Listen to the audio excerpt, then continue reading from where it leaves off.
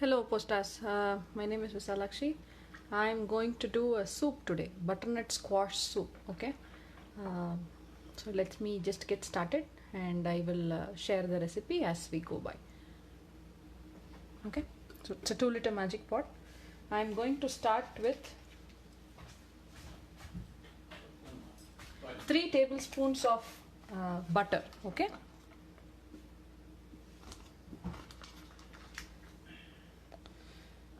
I have just chopped the butter cube into it. So I have taken 3 tablespoons. Standard recipe calls for 3 tablespoons of water as well, but I am not going to use water now since we need a roasted effect on the butternut squash. So let's do the roasted butternut squash soup. So we might get mild charring, I hope to get, but if we don't, then it's okay. So this is 2 cups of butternut squash chopped and a 1/4 cup of carrots. This is a really filling soup. I have not melted the butter. If you are really skeptical like me, you can add 1 teaspoon of water. This will just prevent the initial burning, okay? But if it burns, then we will see. I don't think it will burn because we have enough buffer. 3 tablespoons of butter is good enough. We're not going to add anything else. Just going to close now. Going to let it go for 5 minutes or 5 whistles, whichever is earlier, okay? I'm going to set the timer now. So this is a pain in Roseville induction. So the timer has to go all the way to 60 to come to 1, 2, 3, 4, 5, okay? Now, so let me show the recipe. So this is a very simple soup with very minimal ingredients but very filling one. Okay, so this is the recipe that I am following. 3 tablespoons of butter, 1 tablespoon water if you are very skeptical, or it is okay to go with 3 tablespoons of butter if you need a roasted effect, okay? Or if you don't want a roasted effect, you can go for 1 tablespoon water because it's anyway a soup. Now second layer is 2 cups of squash, butternut squash, and 1/2 cup of carrot. I have added only 1/4 cup of carrot. You can increase, decrease, and that's on high for 4 whistles or 5 minutes. Okay, and then we will release pressure. We will blend it with 1/2 cup of milk or stock. It's your choice. So you can either blend it with milk, stock, or butter, okay, cream. So emulsifying with fat. So fat, these are the components: butter or cream or ghee or oil, right?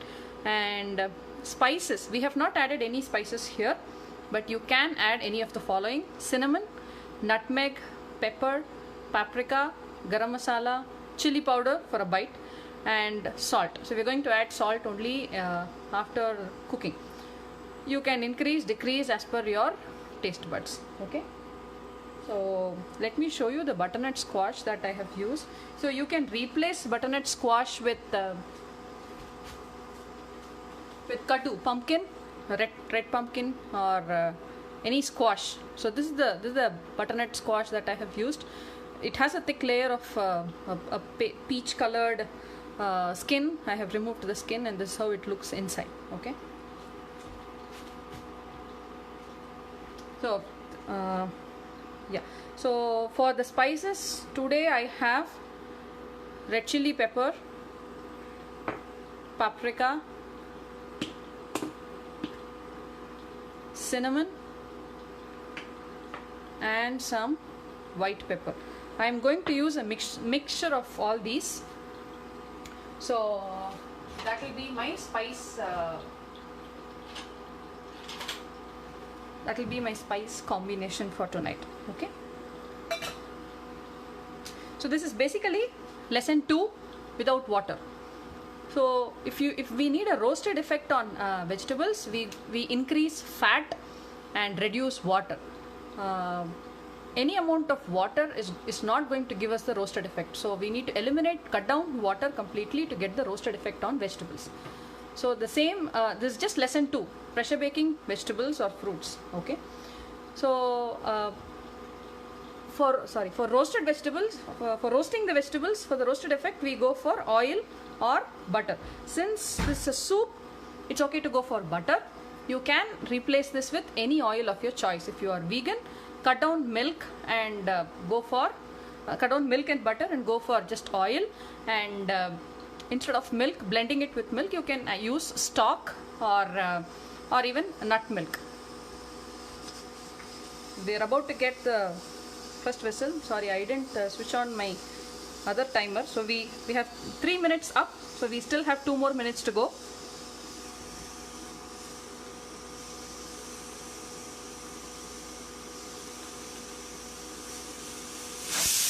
That's the first whistle.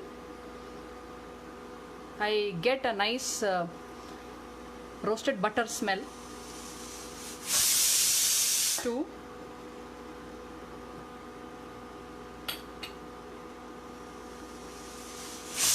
3.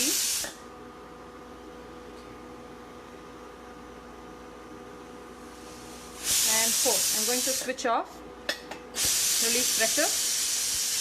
So it was not even 5 minutes. It was in the 4th minute that we got 4 whistles. Okay.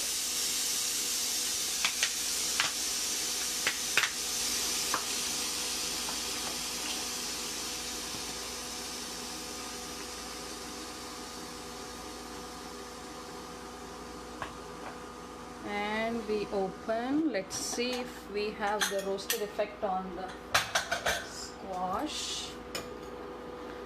Yes, we do. You see this? So the bottom layers might have the roasted effect, not all. The top ones cannot have the roasted effect. Only those in the bottom can have the roasted effect, and that effect is also very mild. If you want better roasted effect, you can go for bigger chunks, but then you will face the surface area problem.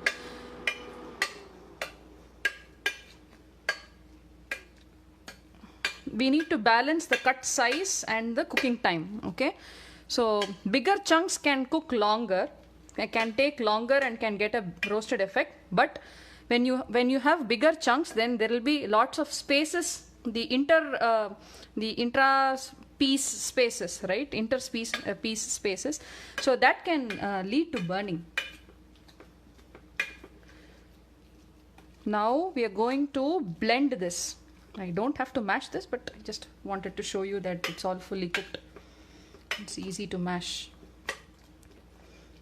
This will be very, very filling. So a soup and just one slice of toast, or probably just even this can get you going for the whole of your night. Now I'm going to add some milk. This is half a cup of milk. Sorry, my half cup is busy in the dishwasher, so I couldn't get the exact half cup measure. I'm going to blend this with, so you can emulsify it with fat or cream. I have not added anything. I'm going to add some white pepper, some chili flakes, paprika for the color, cinnamon for the flavor, and I'm going to blend it now. Okay.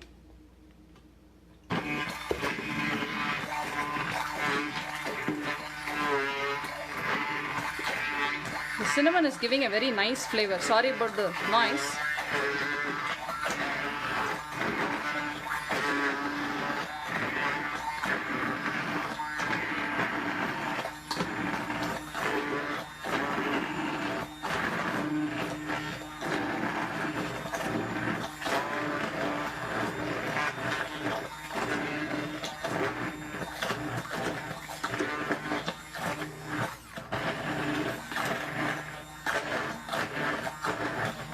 What did we forget to add now?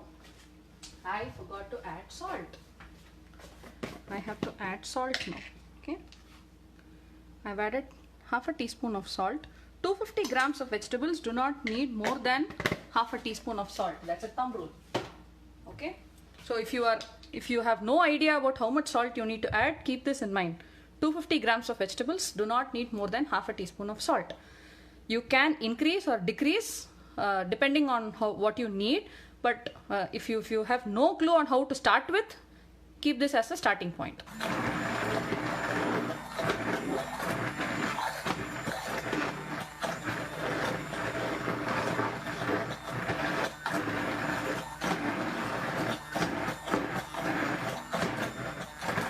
Now this is the use of hand blender. If you don't have a hand blender, let the vegetables cool a bit before you put them on the mixer, okay, mixer grinder. That's it. So our soup is done. Now you can liquefy this with some water or with more milk.